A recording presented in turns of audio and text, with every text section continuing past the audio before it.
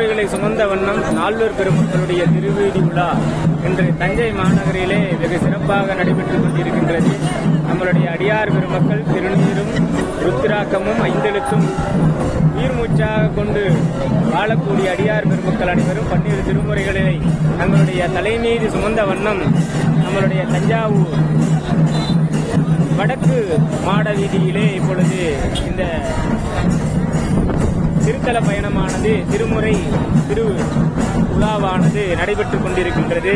நால்வர் பெருமக்களுடைய திருவுருவச் சிலை தாங்கி நம்முடைய பெருமக்கள் செல்லக்கூடிய நிலையிலே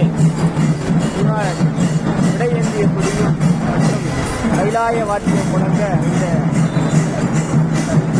திருவீதி திருவிழாவானது மிக சிறப்பான முறையிலே நடைபெற்றுக் கொண்டிருக்கின்றது.